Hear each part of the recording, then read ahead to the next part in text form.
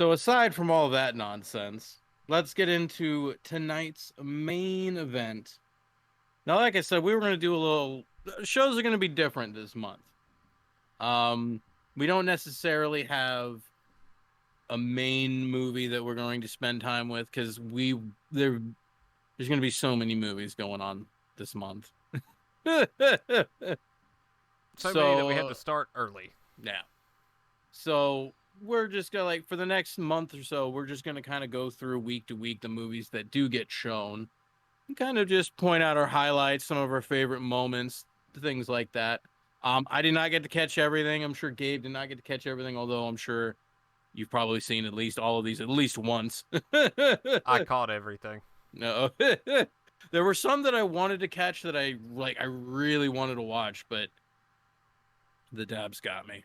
It'll Or happen. preparing for this damn storm got me. But let me pull up the old list here. Now you started things off right, sir. This was this was great. It was great to start off with Bubba Hotep. One of our favorites, Bubba Hotep. This has been a part of many a marathon. And not a. It always is welcome. Yeah, yeah. Uh, like I said, I've said it many times. I mean, there's so many great things about this movie, but always one of my favorite things is surefire way to get me to laugh. Just give me any scene in Homeboy's bedroom, the dude that thinks he's JFK. Just the way his bed's the presidential bed. He's got the red phone. He's got the little model of Dealey Plaza in the corner. He has a framed photo of Jackie next to his bed. It's The mug perfect. shot of Lee Harvey above his bed. And Jack Ruby. He had Yep. both. They got there's a little bag of sand now. And thanks to what was it, one of the Joe Bob weeks, I got to add my own little headcanon. Like I said, I like to imagine that the cowboy guy in the nursing home is the old cowboy from Angel. It's just like this is where he ended up. This was his last ride, was fighting Bubba Hotep. That's commendable too. Yeah. Yeah. Oh yeah. Oh yeah. I actually, it was at earlier before we hopped on the call, I was perusing Vinegar Syndrome's website. I saw Angel.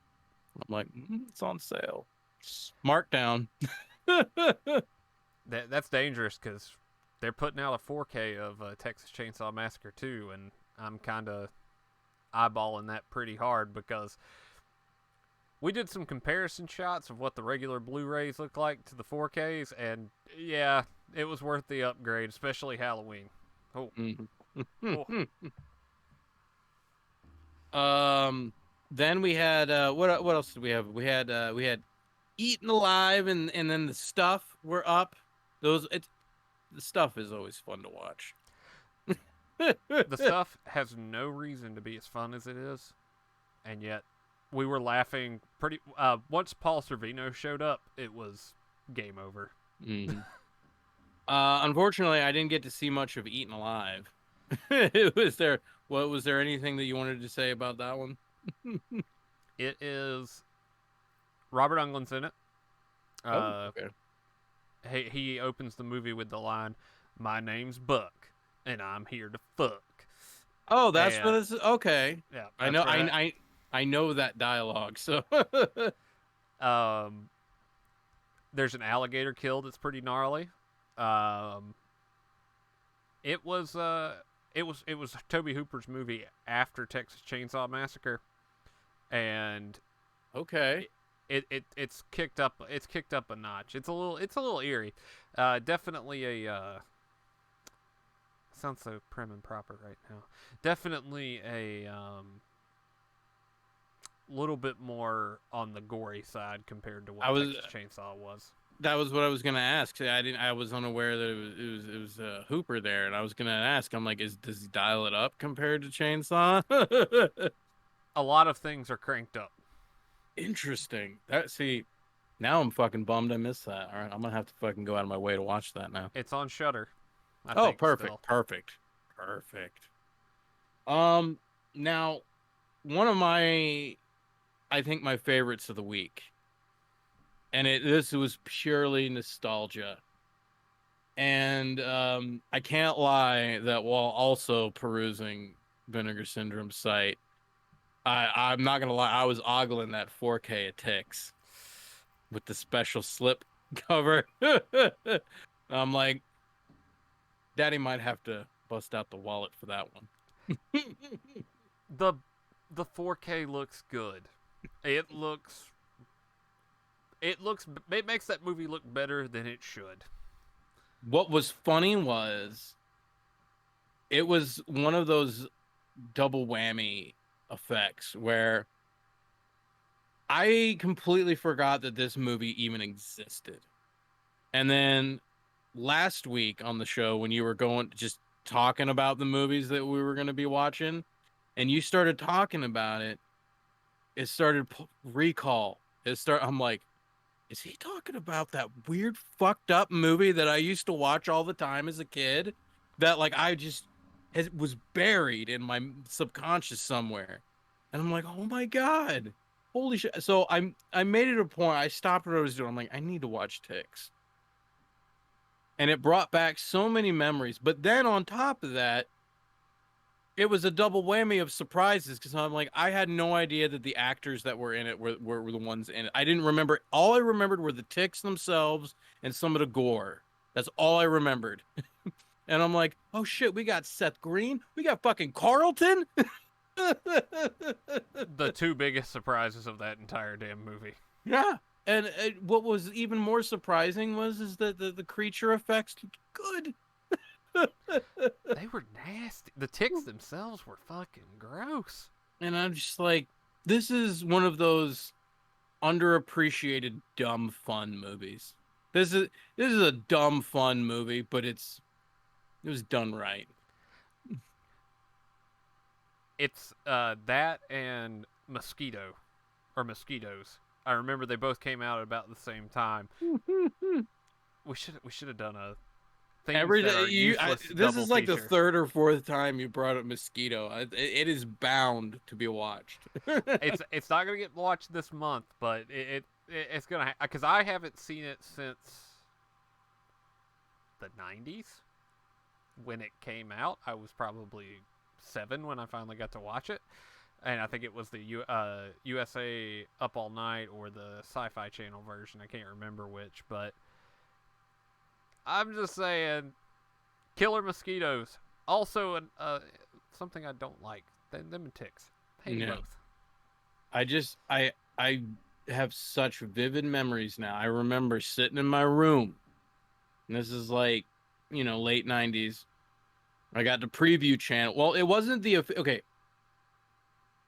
This is a test for you old schools. All right. There was the standard preview channel if you just had your regular basic cable. All right. And that was your list of everything. Because shit wasn't on demand. And you either had to look that shit up in a physical TV guide that was paper, or you'd have to fucking put that shit on the preview channel and see what was coming up. And you only had like an hour and a half's advance notice of anything. Yep. Now, in my household, I was fortunate enough. Now, like I said, I've said many a times that I had a cable box in my room at like 5th grade. And so we had HBO 1, 2, and 3, the movie channel, and Cinemax. Watching the scroll. Yeah. Yep. And they always had the infomercials to set it and forget it. Fucking. Everybody wanted a Ronco. But HBO specifically in between movies, because just like how sometimes when we do like our marathons and stuff, like when the movie ends but it's not quite right time enough to start the next one, we'll put on a YouTube video or some shit in between just to fill the time. What HBO would do is they'd have their own personal preview channel, but it was just the HBO's. All Hmm. right. And it was very primitive, but very helpful. And I would remember it's like if there wasn't like a Friday the 13th or like a horror or something, or there wasn't anything a little interesting that on the skin of Max there. You know what I mean? Anytime I saw the word ticks, I was like, looks like I'm watching that again. Such vivid memories of just seeing that word ticks on that fucking HBO preview screen. One word movie title,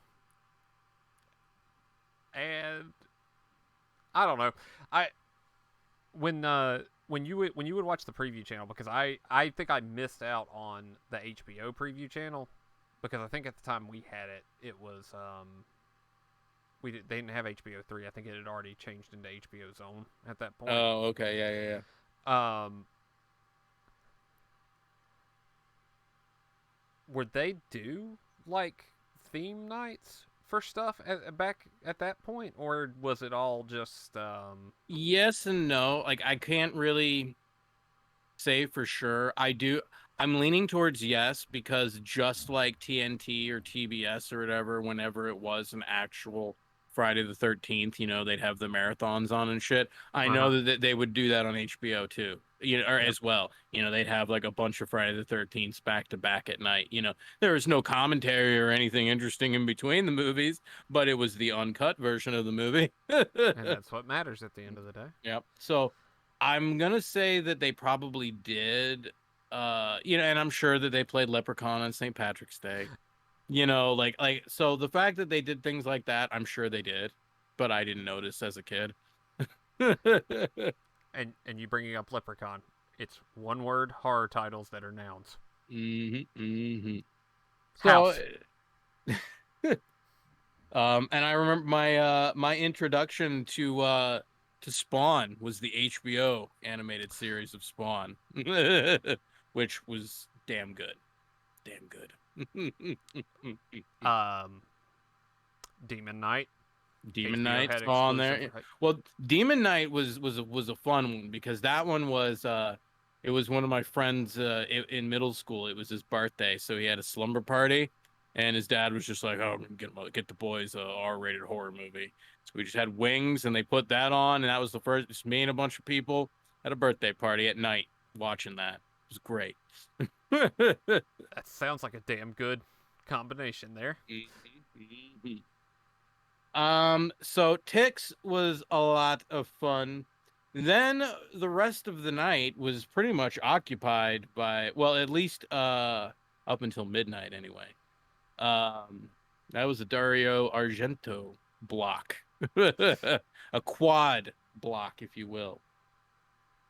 With we had with which you had the Tenebrae and Suspiria. Gotta have Gotta those. have them. And then back to back Demons and Demons 2, which was always a delight to always have PhD Pimp and PhD Gym Instructor played by none other than the fabulous Bobby Rhodes. Bobby Rhodes. Bobby Rhodes.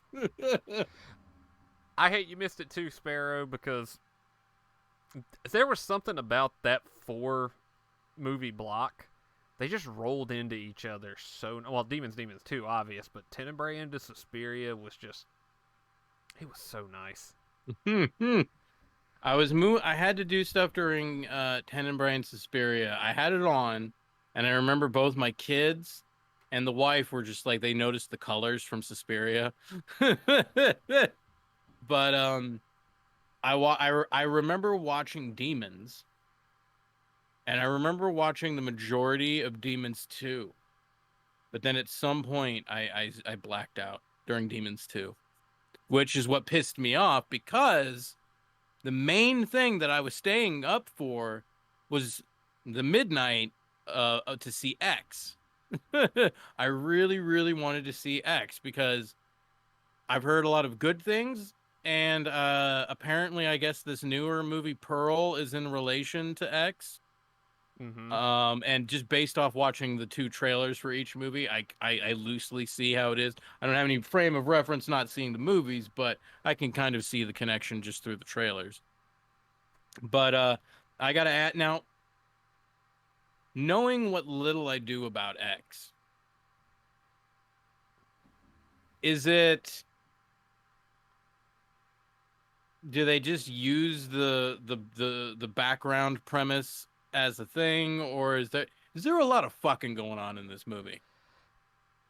There, there is a comically hilarious silhouette of a dong in one scene that is just I got a hearty chuckle out of. There, there's a lot of nudity, and there are some unexpected twists. But there's a lot going on in X. Now, I I'm never opposed to I'm not against nudity. I obviously have no problem with that. But I only object to it being used if you're using it just for the sake of using it and there's literally no purpose. Now, just having a girl have a shower scene, that there can be purpose in that. You know what I mean? I use the term purpose very loosely, but there it's kind of like that situation when Game of Thrones first started, where like they had a cool story, but anybody before Game of Thrones started, there were the people who read the books, and then the vast majority of us who had no idea what the fuck this was. Correct. And then when it starts snowing, they're like, nobody knows how much badass story you're about to get. So to loop you in, we're just gonna have tons of sex, tons of titties everywhere. And then they kind of dialed it back because people were just like, all right, all right, all right, all right, I get it. Just I want more story. And then they Yep. kind of like found this like appropriate level. um, so I was curious where I'm like, is this just gonna be an uncomfortable watch, or is it like, is it worth is the payoff worth it? Oh, it's an uncomfortable watch. In certain parts, yeah. Uh, but I don't think.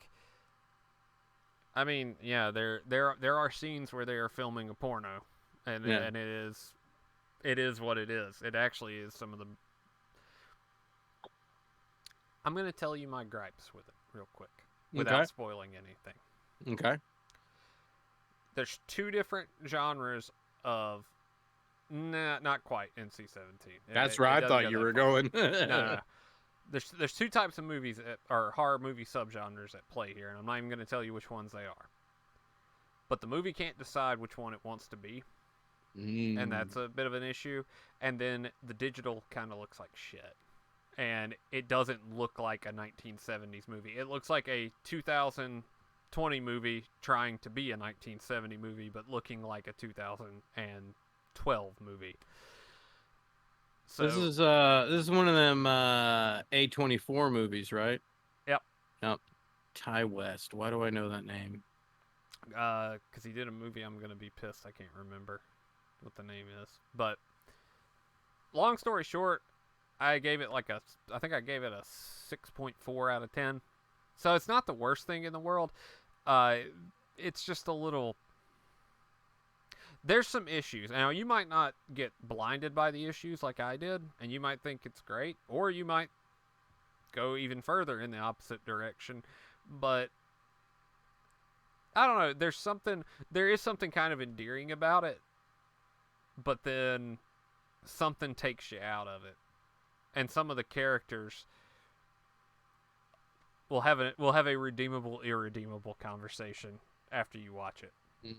because there's some fuckery about with that too. But all in all, though, as far as midnight movies go, that was a hell of a midnight movie because it checked all of the boxes. There were blood, breasts, and beasts. Excellent. Well, I might wait until I have access to Pearl and just kind of make it like a double feature kind of a thing, just to watch them back to back. So that way, if it's like, if I do find myself in the more like kind of uncomfortable, kind of just like, this isn't doing it for me, I can just get them both out of the way like a band-aid, just right off, and then just be done with it. But they do,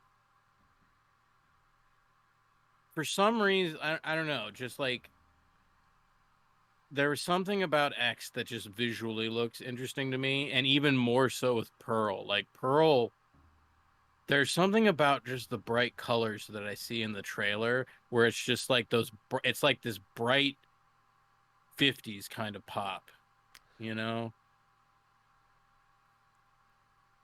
Think about something shot on digital or shot on video where Suspiria's colors.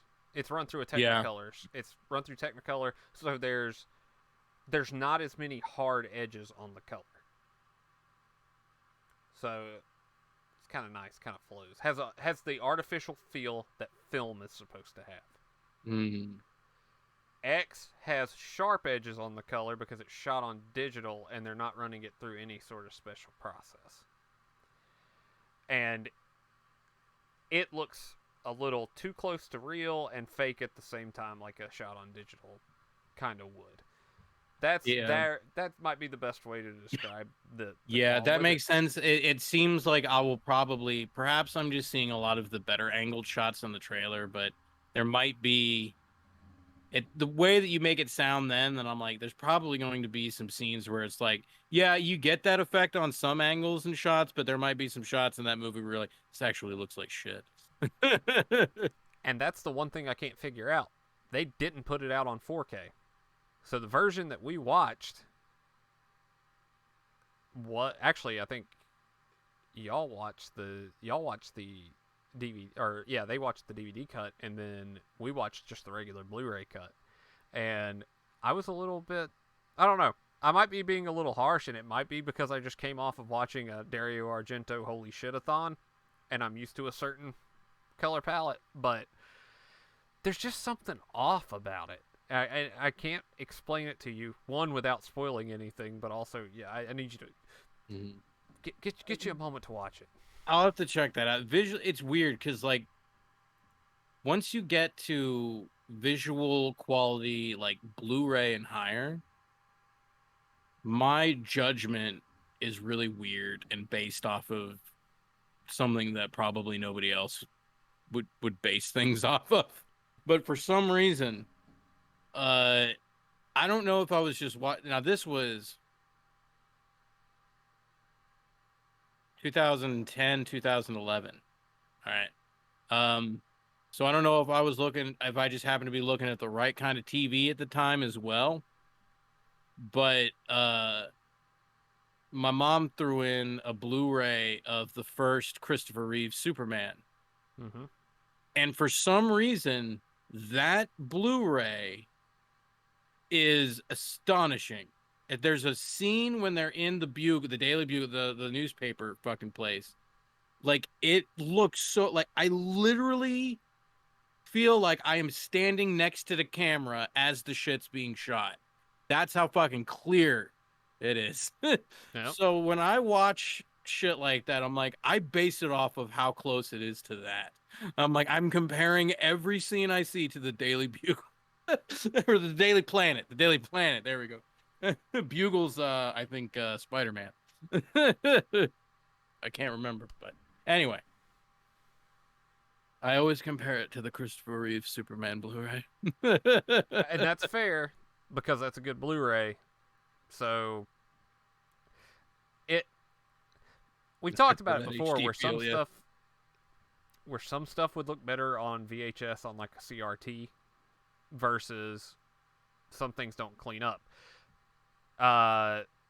Shockingly, like ticks in 4K what looked great, something that probably shouldn't. Apparently the Night of the Living Dead 4K that Criterion's putting out is going to look holy shit good.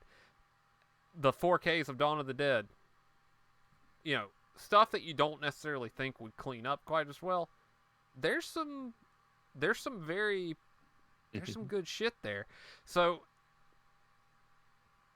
to I think unfairly say that some of the older stuff, the HD ruins it. I don't think that's necessarily true. So with your Superman comparison there, yeah, that's spot on for me. X does not hold a fucking candle to the Superman Blu-ray in terms of how it looks. Okay. And some of the night scenes. There's a scene out in the woods near a dock, and it just came to mind. It looks artificial as hell, but not in the way that film is supposed to look. You'll know it when you see it. One funny thing that I like, last funny thing I'll throw in about that Superman fucking Blu-ray is like I was thinking about like another Blu-ray that I think looks pretty damn good is the first Avengers movie. But as good as it looks, doesn't come close to that Superman Blu-ray. So I'm just sitting here thinking of the humorous idea that this old Christopher Reeve superhero movie looks way better than this modern fucking Marvel, billion-dollar movie. And it's just like, it's just something about that. I don't know what it is, but something about that's humorous to me.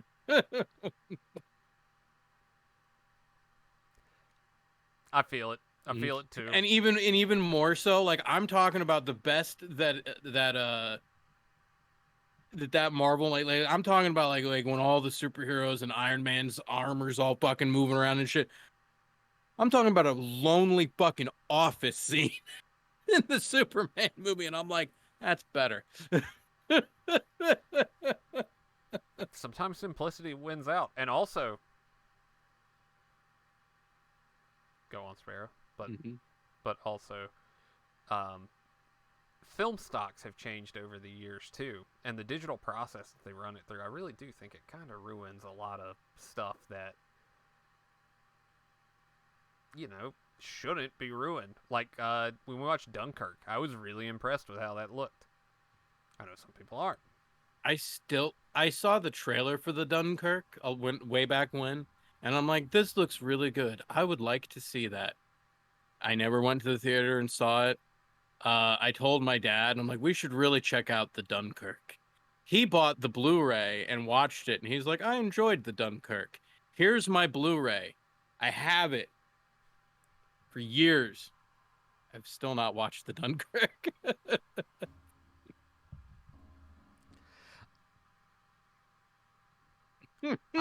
I'm not saying you shouldn't, but Yeah. maybe take some time if you got the time. I think you'll enjoy it. There was some other movie that there was Dunkirk, and then there was another war movie that came out. 1917. Yes. Yeah. That one I wanted to see way more. Like I was like actively trying to find people to go to the theater with me, but I was like, I don't want to go see that. And I'm like, why not? Because I'm trying to find a movie that's like Saving Private Ryan that gives me those feels, and I've just yet to find it. I don't think I'm gonna get that out of the Dunkirk, but that other one, I'm like, this is a possibility. You don't get the feels off of Black Hawk Down? I don't actively watch. I think I've watched it once. Well, I'm not going to talk about it. I'm not tearing up here tonight. I'm on a War of 1812. I kind of do too. Is that something that we should try to finance? I'll give them like $3 in a cookout tray. But moving on after X, because X was the midnight movie. Then you had Raging Fury, aka Hell High. This is something I know absolutely nothing about, sir. And like I said, I passed out during Demons 2, so I'm in blind territory right now. Well, Joe Bob did an opening for it. It was on the disc, so we watched it. Perfect. He gave it 4 stars. It is an end of the slasher craze slasher movie that brings back the high school setting, and I gave it a generous 3 stars. Okay. Just the way you posed it right there, the end of the slasher phase, and I'm looking at the year and it says 89, and I'm like, go on.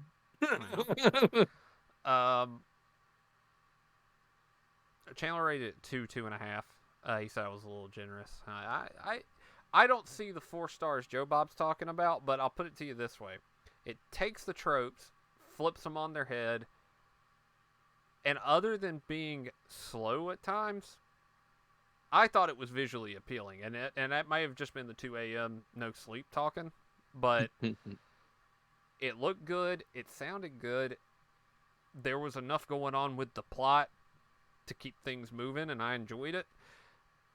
There was, there were some. We're gonna have to have the irredeemable character conversation with that one, for 2 characters actually that I can think of. Uh, really, an interesting take on it, and I can kind of see why there wasn't as much appeal then, but I can see why it's getting a cult following now because it's got a little something for everybody. If you like Class of 1984, you probably will like this just because of part of the central premise. Now, because I really liked 84. I just because like, but part of it was I don't know, like I can't pinpoint a singular thing about Class of 84 that like really I'm like, yeah, that's what makes this movie good. It's the characters, the things that happen, like so like the story, the even though it's the most cliche looking rundown bad school, the setting works. Um the payoffs at the end are fucking great. Um so does it have that? So this takes it out of the grimy school, and it's in the suburbs. Oh, so like we're just a less special effects induced society.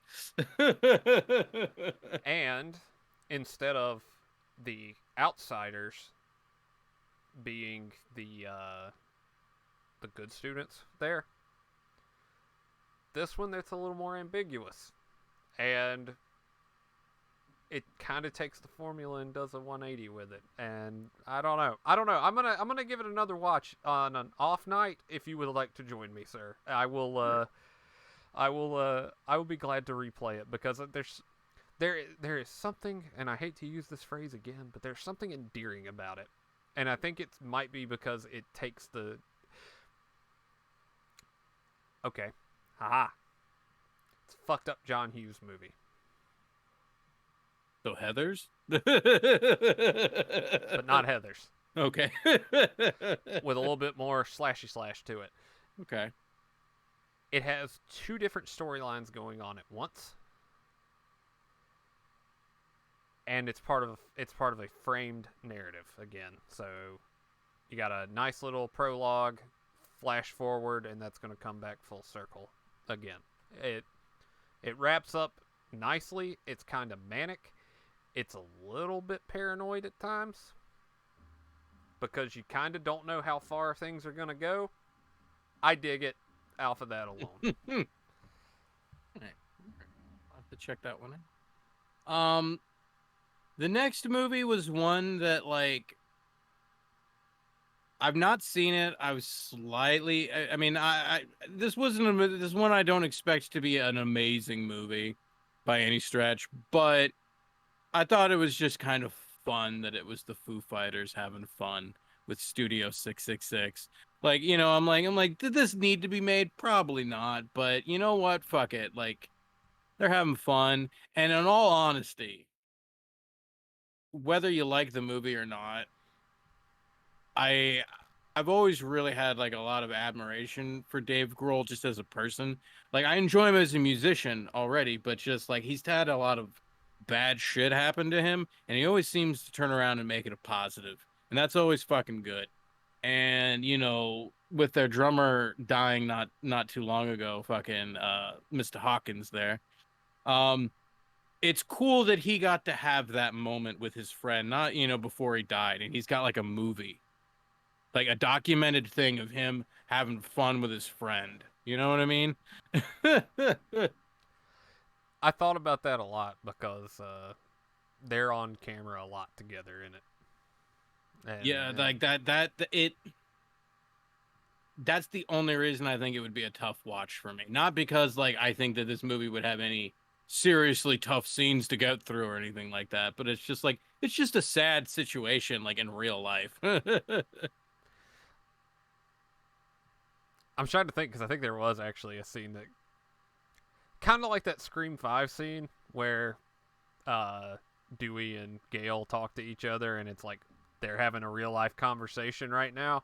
There's kind of, I can't remember exactly, but I'm pretty sure there was a moment like that in there because I remember at one point it's like 5 in the morning, and I'm just like, oh no. No. And yeah, I don't know. There was a little bit of a moment like that, but for the rest of it though, it was like Peter Jackson's second movie, Dead Alive, at times. I mean, it was just if Dead Alive and Evil Dead 2 had a baby, that's where the humor was at, and that was where the gore was at, and some of the most ridiculous shit I have ever seen. It was Interesting. just a fun ride.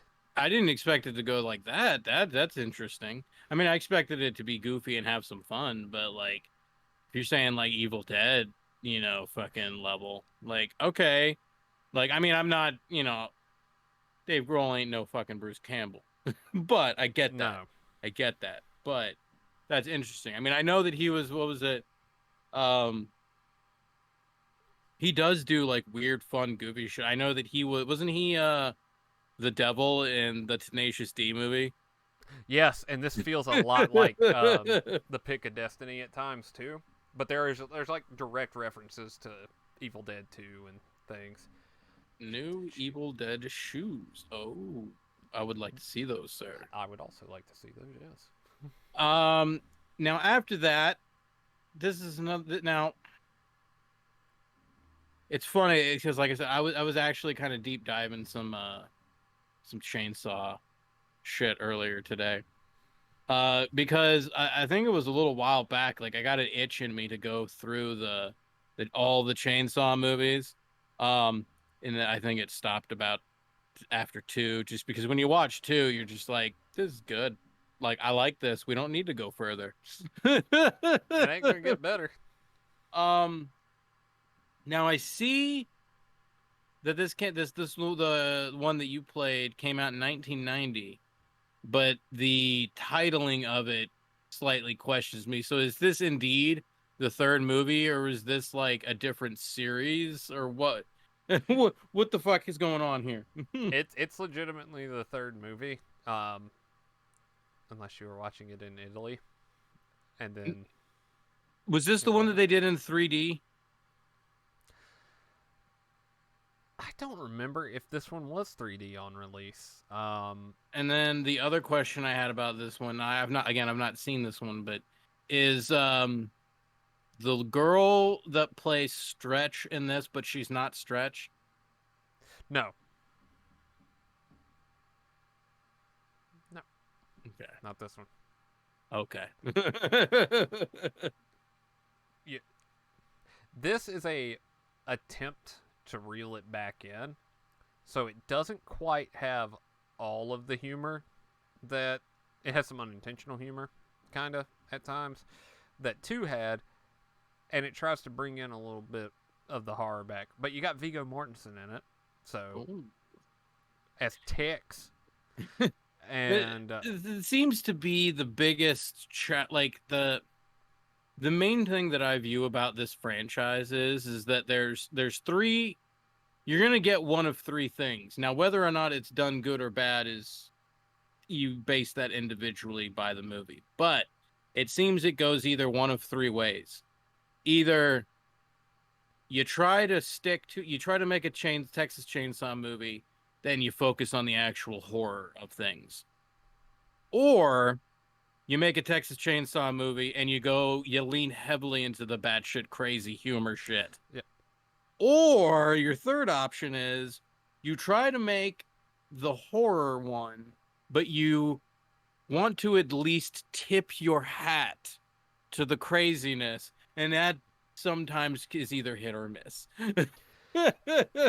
which this franchise has experimented with all of that Yeah. consecutively. And also, I'm gonna eat my words. Caroline Williams as Stretch is in it. It's just it is not her. She's a reporter, and I completely forgot because she's uncredited in it. She's at the Okay. beginning of the movie, and I am sorry, Ian. I was Like way I've off. not seen that was just something I heard earlier today. So I was Dang it. just like, but that's what it's like. It's like you, but you never know what you're gonna get. It's like Forrest Gump's box of chocolates with these Texas Chainsaw Massacres. You never know what you're gonna get, and because there's no real through line consistency with any of these movies. You don't even know what time frame you're getting half the time. Um, Yo, Lucy, hello, hello. Welcome to the party as we try to decipher the Texas Chainsaw Massacre franchise. But because like I said, you have all the ones. I think there's like what 9 or 10 of them, I think somewhere in there. something like that. And it's like, and then they tried to do the whole Halloween 2018 thing where it's like, nope, this is the direct sequel with the last one. Like it's your poor Which boy is the second Leatherface. time that's happened, by the way. But part of me wants to go through them just to see the nonsense and like there. I know I saw one of them like early to mid 2000 ones. I know I saw one of those in the theater, and I think whichever one has the trailer with the annoying sound effect going over and over again. That That's the remake. Yep. yep, I saw that in the theater. I remember that, even though I fucking hate that trailer just for that annoying sound. There was nothing worse than seeing that trailer in a theater. Hard agree on that one. Yeah. But one of these days, I will have to continue my trek down the Texas Golden Path and see what they do to our boy Leatherface, which, for the most part, I heard it's not all roses and sunshine. It's not. Now we usually do it during the summer because they're summer movies. We usually do a Texas Chainsaw Massacre backyard barbecue where we will cook barbecue all day and have the movies on while we're doing it. So when that happens again, I recommend at least the first 4. Yeah. I am not okay. The remake is great. The next movie, which is a prequel to the remake, it's not very good. I'm gonna be polite tonight. I hate it. The end of it in particular is so illogical and so take you out of the moment that it ruins anything good that just happened. Texas Chainsaw 3D, which is the first. Not today. Not today. I'm in a positive mood today. I'm trying to remain in a positive mood. Texas Chainsaw 3D with Alexandria Daddario has some cringe dialogue, but it's fun. And whatever the new one was, it was okay. And then there was the one before that I intentionally forgot, called Leatherface. It's bad. I'll put it this way: Texas Chainsaw and Hellraiser have something in common. Very few of the sequels are any good. Well, let me ask you this then, because the one thing that I noticed watching a lot of those Hellraiser movies is that whether the movie was good or bad was whatever, but Doug Bradley like always remained cool. Like the Pinhead was like, I mean, the lowest it got was in 3 when he was just like, all right, my, Sony Samsung disc thrower Cenobite, go out into the world. But so at least there was that, like, do they at least throughout all these trials and tribulations, is at least Leatherface cool? I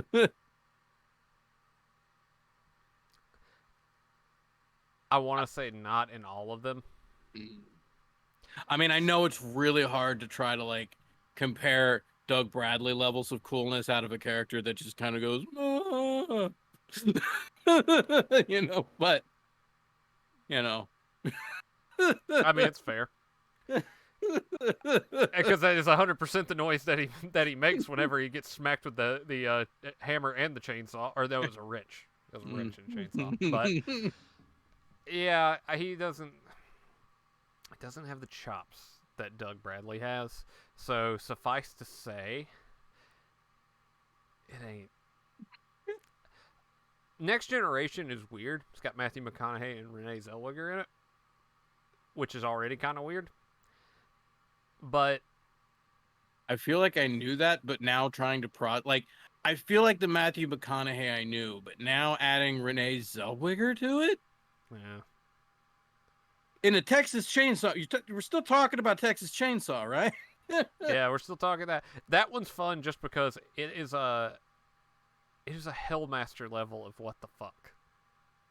So it's worth watching off of the sheer fact that the Next Generation is absurd. I mean, it is the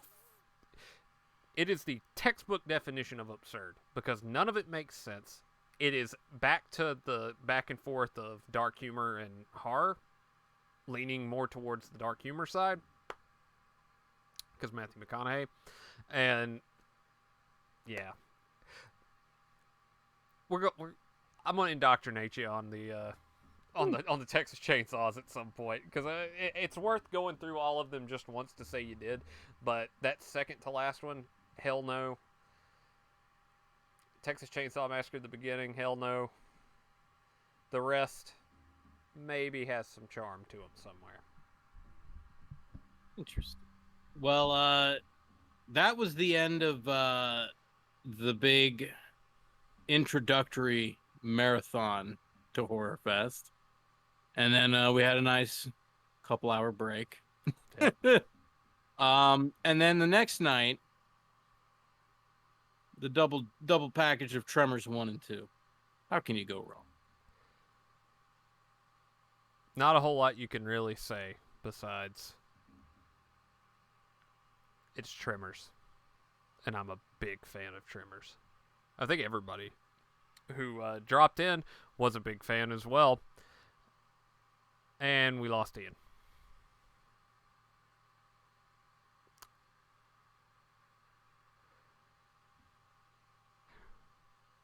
Damn it.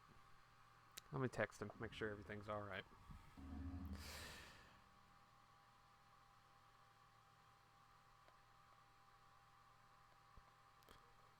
Do do do do do do do do do do boop boop boop do.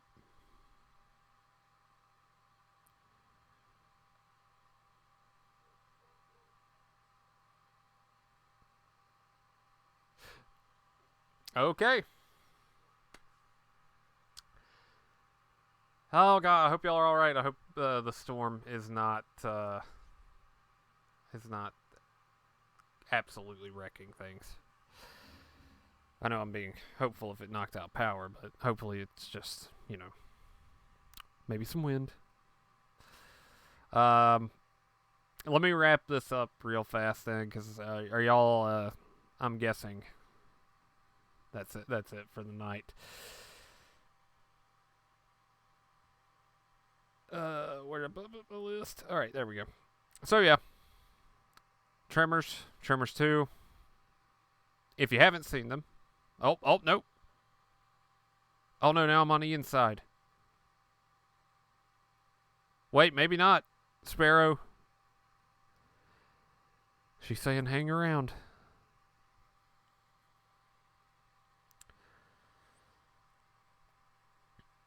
All right, well let's have a chat then.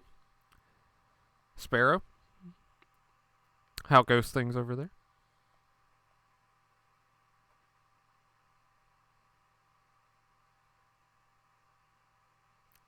Okay. Hopefully that'll work. I feel weird being on Ian's side of the overlay there. Schizoid. Is that the slasher movie that Vinegar Syndrome put out? Or am I automatically in physical media brain?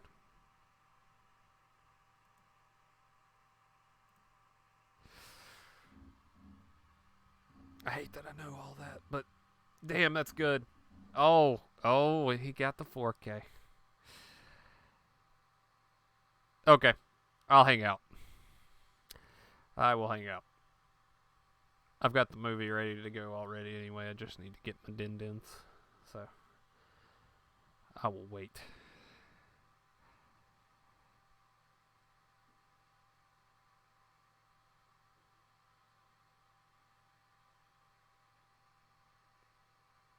Perk now, but I got. Hey, you know what? You gotta treat yourself sometimes. And I can't think of any way better than that kind of movie.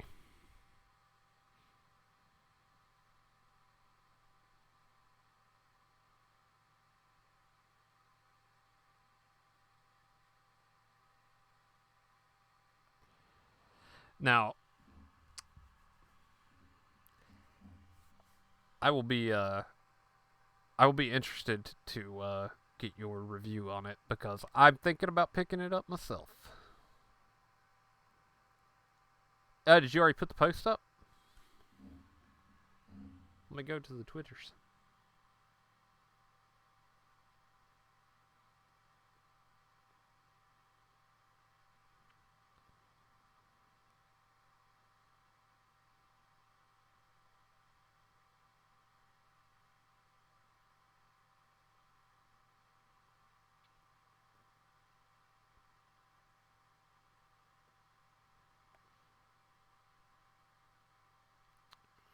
Okay.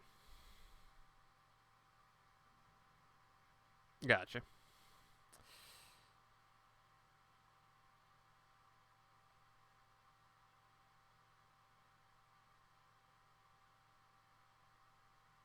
All right. Somebody just posted a Michael Myers mask fleshlight, so I think I'm out. Oh.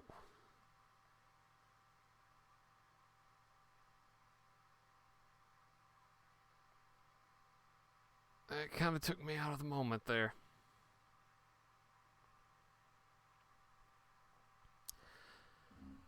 Also,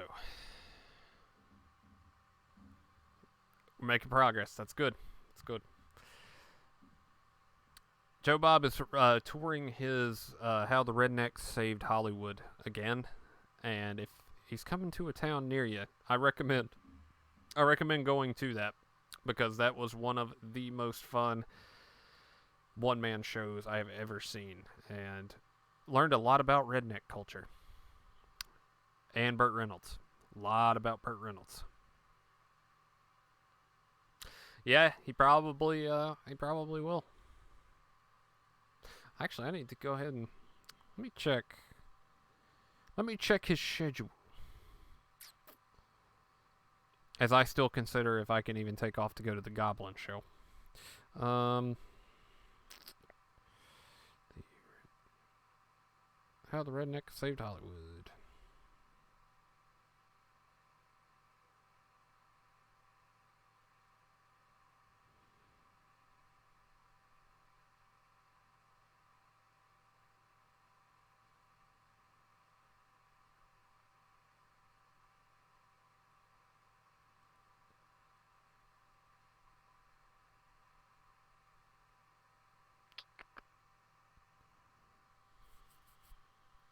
Were you able to return them or anything?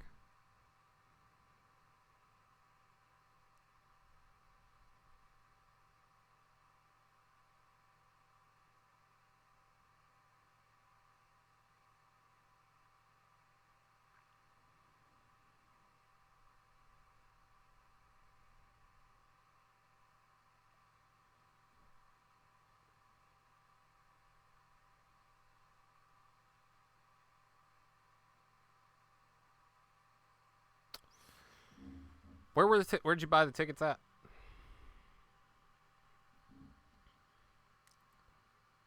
Because if I know anybody out where the tickets are for, it's in Chicago.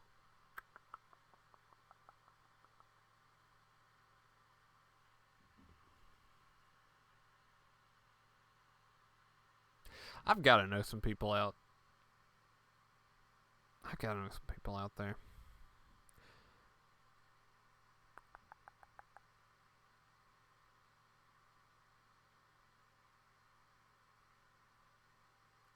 I think I'm back. Oh, he's back. Not today. It ain't getting me today. I forgot that y'all actually live on a power grid where you don't have to wait 3 days for Duke Power to show up. Nice. Yes, I am back. I uttered the beautiful words Tremors 1 and 2 and we lost power.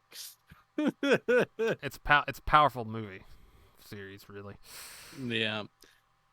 I'm gonna say that was Fred Ward making his presence known.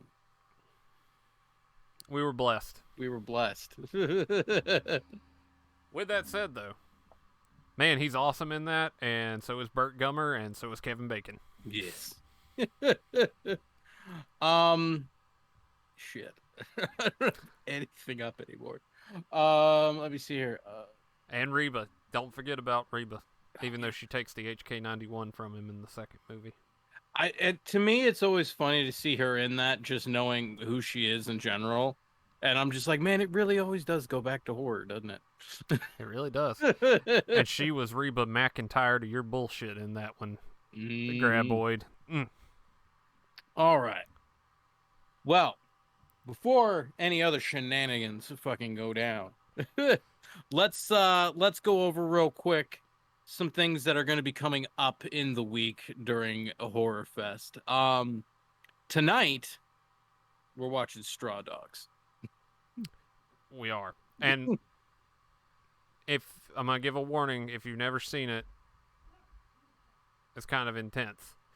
Also, if you missed Cruising and Blowout last night.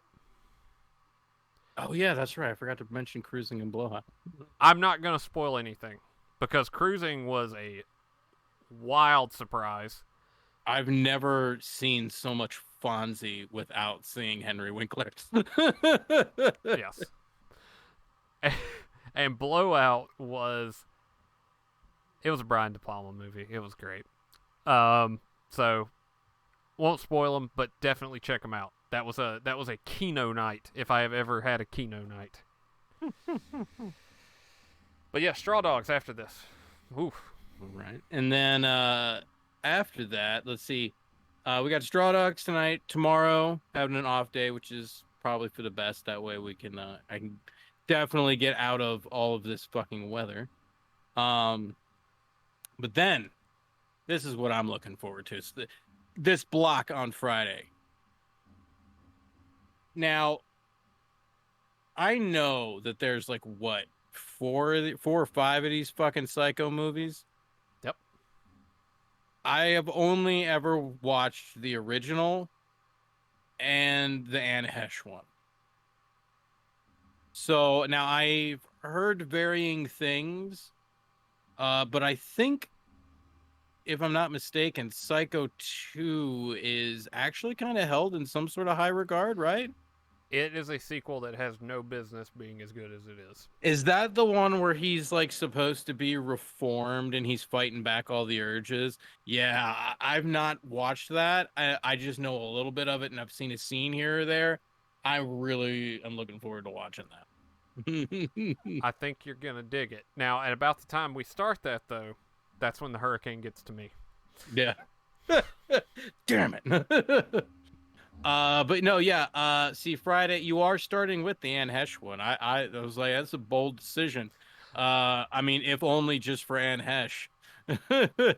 So the way we typically do it, it's kind of how we do, because we don't watch the Halloween movies in release order. Mm-hmm. When we do the Halloween marathon on Halloween, we took the worst and we put it first to get it out of the way.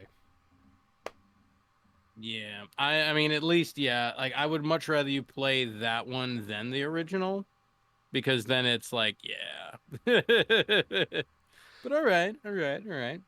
But see, yeah, you're going Anne Hesh, Psycho 1, 2, and 3. Now, how many are there? Isn't there like 4 or 5? There's Psycho 4, the beginning, and then there's the Bates Motel show. Yeah. There's also a movie I think called Edge of Sanity with Anthony Perkins that people get confused as being part of the Psycho universe, but it's not. Then let's see what else we got going on this week. Then we've got um I can only assume that when it came to this segment of movies that either you or Chandler were just like in the garage and saw like the power tool section and were like, fuck it, that's what we're doing. We kicked off slasher week with trashy slasher movies. Let me see. Drive-In Massacre, I don't think I've heard of. The Toolbox Murders I've heard of. The Driller Killer, I think I'm the most familiar with. You got Cameron Mitchell in the Toolbox Murders, so we Ooh. will have our first Cameron Mitchell of the marathon. Nice. And the Driller Killer, Abel Ferrara movie. Very high class New York guy. And then we got Don't Go in the House. It's a very generic. That's like a Goosebump title. Would you like to know what it's about? I'm immediately upon saying that it sounds like a children's title, I'm assuming that this has got like Last House of the Left shit in it. I wouldn't go that far. Well, it's a slasher movie where the killer uses a flamethrower. And it is not humorous at all, apparently. That's all I know about it. I know that that one of the box arts got banned in the UK because it showed a charred person on the front of it, and they are scorched. So it's like I want am I close to getting something that I want where it's like I want the ingenuity of the killer from Nightmare Beach mixed with the good times of Leonardo DiCaprio with his flamethrower in Once Upon a Time. You are going to be knocking on the door, I think. Nice. Let me see here. I want to make sure I'm not getting ahead of myself. Where? I think that I'm just making sure I'm not skipping. Okay, no, yeah, okay, I'm good. All right. So then, yeah, no, then we're getting into slasher week, right? So we've got what Bloody Moon, National Lampoon's Class Reunion, right? Yeah. So Saturday will be slasher week kickoff. So at midnight, Bloody Moon, a Jess Franco movie we discovered on a Severin Blu-ray special feature. Yeah. Oddly enough, no idea what it's about other than the fact that when we watched that documentary thing, there was one scene that made us go, "Oh shit! Okay. Oh shit! Coolio died."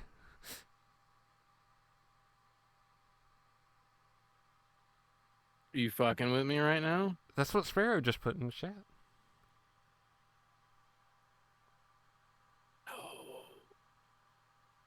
No. Oh. That fucking bums me out. Yeah, it just kind of killed it, didn't it? Well, no, I mean, we'll be all right, but... And by killed it, I mean... The best part of Dangerous Minds... All right. Well, this just kind of solidified something. Oh, no, you're good, Sparrow. You're good, Yeah, Sparrow. Yeah. I know that there is kind of like a stigma sometimes where streamers say, like, if something like that happens, don't fucking bombard the streamer with that information. Yeah. I'd rather find out as soon as possible. So, Same. don't ever feel like that's the thing with us. Like, if something like that fucking happens while we're on the air, fucking tell us. That fucking sucks. So that kind of, all right. So let me just segue this real quick because this is breaking news. So yeah, we did the Dangerous Minds episode not too long ago, and part of what was supposed to be that episode, I was gonna do something fun because I really like Coolio. Like that was as a young kid, there was the first 3 music videos I ever saw in my entire life. 4, excuse me, there was 4. Green Day's Basket Case, Beastie Boys Sabotage, Soundgarden's Black Hole Sun, and Coolio's Fantastic Voyage. All right. I fucking love that video. I've listened to Coolio. Like, that is probably the first rapper I actually listened to, like, ever. um so what part of what I was gonna do is I was supposed to open up that Dangerous Mind show, because upon occasion I will do my hair up like Coolio. And at the front of the show, I was going to rap the entirety of Gangster's Paradise. Now, because of illness, like that, I got fucked up that week. I was just sick, my never-ending illness, and there was just everything in the kitchen sink happened before Yep. that show. So I wasn't able to do that. We still did the show, but I wasn't able to do that. And there was part of me that was like, maybe I should still film me doing that just to like make it even as just a YouTube clip or something. But as we got further and further away from the episode, I'm like, I need to just keep focusing on new shit, you know? Uh, Maybe we'll come back around to it. well, no, after I have to do it now. I mean, not right this second because I'm not ready. That's But fine. but I feel that this was my sign that's like you should have fucking done that. So I'm gonna, whether it be the next show or the show after, we'll do it. We'll have a moment for Coolio, and I will perform Gangster's Paradise. So look forward to that. That fucking sucks.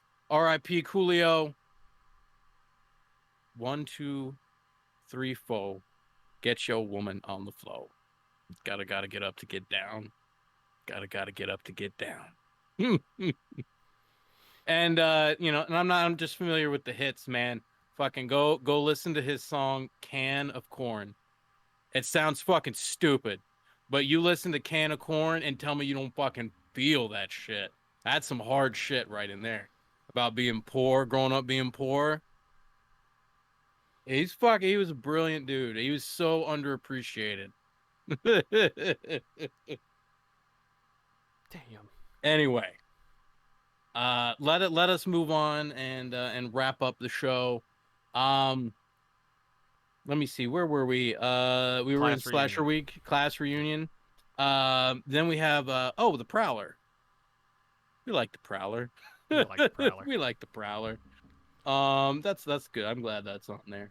And then let's see, Girls Night Out. I don't believe I'm familiar with. The House on Sorority Row sounds familiar. It's sorority Sunday. We always play House on Sorority Row on Sunday. I feel like I get like Slumber Party Massacre scenes mixed up when I think of that. Like scenes that rightfully belong to Slumber Party, I think get mixed in with just hearing that title. No. Then we got what? The initiation. That's a fucking tongue twister word. With Clu Gulager from Return of the Living Dead in it. And then on Monday we've got the Slayer and the Prey. That's just title alone. Sounds like they go together. Dave dropping in and dropping 2 gifted subs, 1 to D and 1 to Mr. Ian. Oh shit! Thank you for that, Dave. Holy shit! Good. Good to see you. I was not expecting that tonight. Pardon me if I shit myself just now because I am so shocked.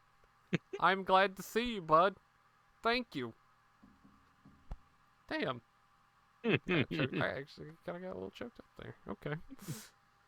And then wrapping things up before we get to our next show, we've got Don't Go in the Woods Alone. Directed by the director of Jungle Trap. Followed by The Final Terror and Silent Madness.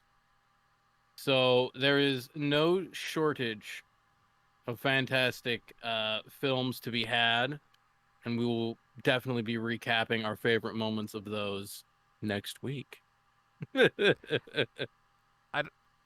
I'll go ahead and, because the list is posted, I'll go ahead and say what the movie after the show next week is. It is a personal favorite that I think we all got drunk one night and watched together, and that was Amsterdam. And Oh, okay.